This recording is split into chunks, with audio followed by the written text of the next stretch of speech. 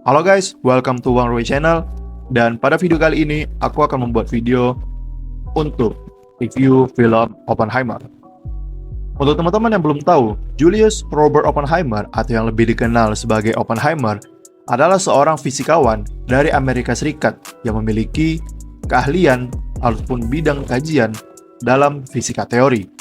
Nah, keahliannya ini pula yang membuatnya dikenal sebagai Bapak Bom Atom. Oke, langsung saja kita bahas di alur cerita ataupun plot. Film ini punya alur cerita yang hampir sempurna. Beneran bagus banget. Film ini lebih berfokus pada kehidupan pribadi, emosi, dan tekanan yang dialami oleh Oppenheimer. Aspek sains dan kehidupan sebagai ilmuwan cuma ditunjukkan dengan sekilas saja di film ini. Jadi, nggak dijelasin detail banget. Nah, itulah sebabnya aku nggak bisa kasih nilai 10 nih buat alur cerita film ini. Sebagai saintis, ataupun sebagai orang yang lulus dari jurusan fisika, aku sebenarnya pengen lihat lebih banyak atau explore lebih banyak dari bagaimana sih Oppenheimer ini meracik ataupun melakukan prosedur-prosedur untuk membuat si bom atom ini, tapi ternyata di film ini enggak seperti itu. Nah, tapi aku suka banget dengan gimana Nolan nunjukin proses dan polemik yang ada di balik dari pembuatan bom atom yang akan dijatuhkan di Hiroshima dan Nagasaki. Ceritanya sangat objektif dan nggak nunjukin kalau bisa dibilang nggak menunjukkan adanya propaganda dari Amerika gitu, meskipun ini ya film Hollywood. Nah, jadi itu juga yang menjadi concern ataupun kekhawatiranku tentang film ini. Takutnya terlalu propaganda, ternyata enggak. Film ini objektif banget, menceritakan dari benar-benar bagaimana si perspektif si Oppenheimer ini dalam memandang perang yang sedang terjadi pada masa itu. Nah, film ini ngasih sudut pandang kita dari Oppenheimer sebagai ilmuwan dengan perilaku yang unik dan juga unpredictable. Jadi nggak bisa diprediksi nih kelakuan Oppenheimer ini. Dia agak gila, sedikit narsisistik, egonya tinggi, idealisnya tinggi banget seperti itu. Nah, inilah yang bikin film ini juga sangat-sangat menarik untuk diikuti. Nah, dan juga aku mau ingetin, film 3 jam ini memiliki tipe alur yang slow burn. Jadi film ini benar-benar full ngomong, banyak ngomongnya, banyak ngobrolnya, dari awal sampai akhir banyak ngobrolnya, nggak ada adegan yang meledak-ledak, tembak sana sini, action itu nggak ada. Tapi kalau teman-teman lebih suka film yang kayak gitu, mungkin kalau teman-teman nonton ini ya mungkin akan sedikit ngantuk dan bosan gitu. Nah, tapi kalau teman-teman suka banget dengan film-film slow burn, film yang konfliknya berat, yang banyak kompleks masalah dari masing-masing karakter dan keadaan situasi yang ada, teman-teman bakalan suka banget dengan film ini. Jujur, aku habis nonton film ini, begitu keluar dari bioskop, kepalaku sakit banget. Karena memang seberat itu konfliknya, sekompleks itu masalah yang dihadapi, dan kita juga diajak oleh Bapak Nolan untuk berpikir, ini sebenarnya apa yang akan terjadi? Yang sedang terjadi ini apa? Mau dibawa kemana nih? Arah pembicaraan dari masing-masing karakter. Nah, itu yang bikin kepala kita sakit. Dan kalau misalnya teman-teman nonton film ini, please banget jangan ke WC. Karena kalau teman-teman sekali aja pergi ke WC, pas balik lagi duduk, itu udah nggak tahu apa-apa. Jadi persiapkan betul-betul sebelum nonton. Kalau mau ke WC dulu. Serius, walaupun nggak ada rasa pengen buang air, ya ke WC aja dulu. Siapa tahu bisa jadi buang air di sana. Oke? Jangan sampai ke WC waktu nonton. Nah, kenapa aku bilang berat? Karena tadi yang diobrolkan itu juga adalah konflik politik, perang, dan juga konflik konsep-konsep ideologi. Jadi memang berat banget gitu bahasanya. Walaupun si Oppenheimer ini adalah seorang saintis, tapi aku ngelihat di sini Oppenheimer memiliki jiwa-jiwa filosofer gitu. Apa ya? Filosofer, filsuf. Karena dia belajar banyak hal. Dia nggak hanya belajar sains, dia belajar ideologi. Dia baca Das Kapital selesai 3 kali, dia bilang ya, dari film itu. Nah, jadi film ini benar-benar nunjukin sisi-sisi yang aku nggak tahu gitu. Oppenheimer ini siapa? Walaupun aku seorang lulusan dari jurusan fisika, tapi ketika nonton film ini, oh begitu, oke. Oppenheimer ternyata begini orangnya. Seperti itu. Dan juga, kalau teman-teman pengen nonton film ini, tapi nggak mengikuti banget sejarah dari Perang Dunia II, mungkin bisa baca-baca sedikit sejarahnya, tokoh-tokoh yang tokoh-tokoh yang penting di Perang Dunia II. Karena kalau misalnya nggak baca ataupun nggak ngikutin sejarah Perang Dunia II, teman-teman bakalan bingung banget dengan film ini. Karena benar-benar banyak banget karakter-karakter penting yang dimainkan oleh aktor-aktris bintang, aktor-aktris yang top tier gitu. Kalau misalnya teman-teman nggak tahu ini karakternya siapa yang diperankan, wah itu bakalan makin bingung gitu. Karena tadi obrolan dan yang dibicarakan itu sangat kompleks, sangat berat, ditambah lagi dengan karakter yang banyak banget. Teman-teman harus persiapkan diri dengan ya minimal tadi baca sedikit tentang sejarah Perang Dunia II. Seperti itu. Oke. Kemudian kita lanjut ke pembahasan visual dan sinematografi.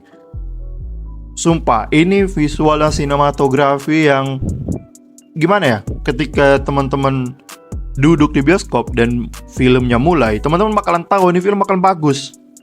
Sinematografi dan visualnya bakalan bagus karena dari grading warnanya, kemudian angle-angle yang dipakai itu juga bagus banget. Ditambah lagi lensanya memang khusus ya, lensa yang jarang dipakai untuk sebuah film. Dan menurutku ini akan ini menjadi sebuah kombinasi yang sempurna gitu. Apalagi direkturnya ini Nolan, kita tahu. Dan Nolan nggak pernah miss kalau masalah bikin film. Oke. Dan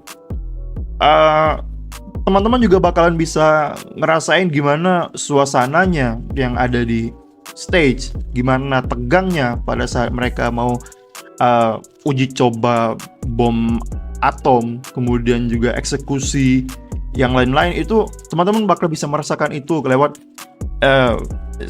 visual dan sinematografi yang ada seperti itu. Jadi benar-benar bagus banget. Aku suka banget dengan visual dan sinematografinya. Dan pastikan kalau teman-teman di kotanya ada IMAX, pastikan nonton di IMAX. Karena aku sebagai orang yang di kotanya nggak ada IMAX ya, nonton di layar terbesar, aku tetap pilih layar yang paling gede. Tapi sayangnya nggak ada IMAX. Itu aku udah puas gitu. Apalagi kalau nonton di IMAX pasti bakalan lebih bagus. Nah, itu ya. Jadi kalau misalnya ada IMAX, please nonton di IMAX dan di studio terbaik yang di kota kalian. Oke? Kemudian kita lanjut ke efek visual, score, dan juga musik-musik yang dimainkan di film ini. Jadi baru kali ini aku ngerasain benar-benar betapa pentingnya score dan musik latar yang ada di dalam sebuah film. Sumpah, film ini aku udah bilang tadi di awal, kalau film ini benar-benar full ngobrol, banyak ngomongnya, banyak konfliknya itu mereka ngomong dan ngomong gitu. Jadi kalau misalnya hanya ngomong aja, tetapi tidak dibarengi dengan musik yang bagus banget, itu bakalan boring.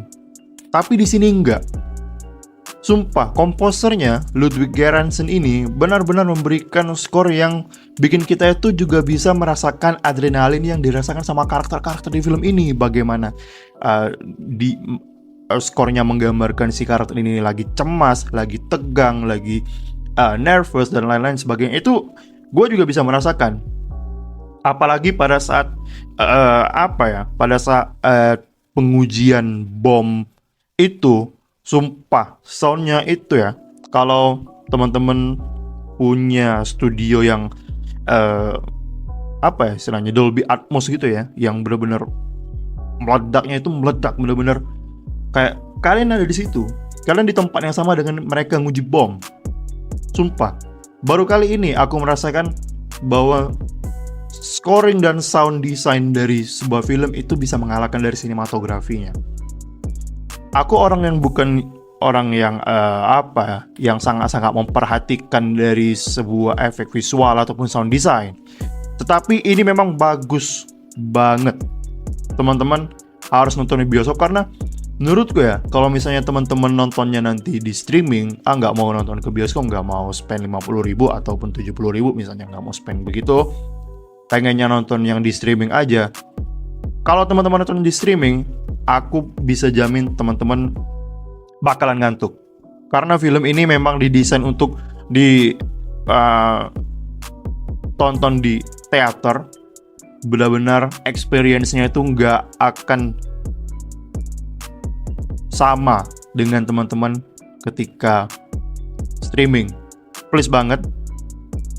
Film ini jualannya adalah di sound design yang pertama, kemudian di visual dan sinematografinya, kemudian alur cerita, gitu ya. Rankingnya tuh seperti itu. Sound design yang paling perfect. Please banget nonton di bioskop. Oke. Kemudian kita lanjut ke poin terakhir yang mau aku bahas adalah cast atau pemeran. Performanya dari cast bintang ini gak usah diragukan lagi. Robert Downey Jr., kemudian ada Cillian Murphy sebagai Oppenheimer. Mereka benar-benar outstanding performanya di film ini. Aku nggak ngelihat Tony Stark di Robert Downey Jr. Aku nggak ngelihat Peaky Blinder, nggak ngelihat Tom Shelby di Cillian Murphy. Benar-benar keren aktingnya. Nggak salah nih, Bapak Christopher Gotland memilih mereka berdua. Aku juga ngeliat dari aktor-aktor dan aktris supporting lainnya, itu juga nggak ada yang miss aktingnya. Gimana si temannya Oppenheimer, si Lawrence aktingnya, kemudian ada Rami Malek juga, cuma yang ya nggak terlalu banyak porsinya, tapi performanya itu dapet gitu, kena. Aku suka banget dengan semua cast yang dipilih, nggak ada yang miss di situ. Benar-benar keren. Semuanya. Matt Damon juga sebagai sebagai generalnya kalau nggak salah dia main. Itu juga keren banget. Aku nggak ngelihat karakter lain di situ, aku cuma ngelihat karakter si general itu. Gini ya. Penggambarannya adalah penulisan dialog yang bagus, rapi, diberikan ke cast yang tepat dan diarahin oleh sutradara yang hebat.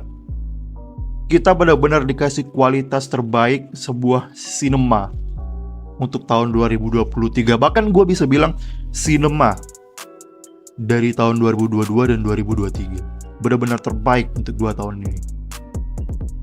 Nah, gimana kesimpulannya? Sebagai orang yang suka ya dengan film konflik yang serius dan juga slow burn dengan cerita yang benar-benar dalam, aku benar-benar suka sama film ini. Semua adegan dieksekusi dengan hati-hati dan nggak terburu-buru gitu, karena waktunya juga 3 jam kan. Tapi menurut gue itu waktu yang pas, nggak terburu-buru, dieksekusi rapi, perlahan, dan juga supaya penonton makin paham gitu dengan alurnya. Karena kalau misalnya mau dibuat lebih cepat, ya bakalan sulit nanti penonton buat catch up dengan konflik yang terjadi seperti itu. Dan menurutku film ini masuk ke ranking 3 film terbaik karya Nolan setelah Interstellar pastinya, dan juga The Dark Knight. Dan ini film terbaik ketiga Nolan. Secara keseluruhan, aku bisa kasih rating 9,5 ataupun 9,9 dari 10. Memang sebagus itu karena aku suka genre film seperti ini. Memang nggak semua orang suka, nggak semua orang mau nonton 3 jam, nonton hanya orang ngobrol, sebanyak 80% ngobrol doang, nggak banyak orang yang mau. Tapi aku benar-benar suka dengan film ini karena genre dan tema plotnya aku suka. Kebetulan aku juga orang fisika, jadi benar-benar keren banget. aku suka. Dan juga, aku katakan sekali lagi, aku berani bilang film ini adalah masterpiece, film terbaik dan terkeren yang pernah aku tonton setelah The Godfather gitu. Jadi kalau mau di ranking kan ya The Godfather, kemudian film setelahnya adalah film ini. Karena bagus banget. Dan aku suka gitu. Nah, terakhir mungkin gue cuma mau sampaikan thank you for Mr. Nolan who works really hard for this movie, dan thank you for the masterpiece of this year. Alright, thank you. Jangan lupa nonton di teater. Spend aja 50.000, kalian bisa nabung satu hari 5.000, udah terkumpul 10 hari kalian bisa nonton di bioskop. Please banget, nonton di bioskop, jangan nunggu streamingan, apalagi nunggu pirate ya, nunggu bajakan. Please jangan, please nonton di bioskop. Oke, gimana kalau kalian suka video seperti ini? Please like, dan jangan lupa share ke teman kalian yang mau nonton Oppenheimer ataupun yang masih ragu-ragu nonton Oppenheimer. Dan gimana pendapat kalian dengan film Oppenheimer? Kalau kalian udah nonton, silakan reply di kolom komen di bawah. Oke? See you.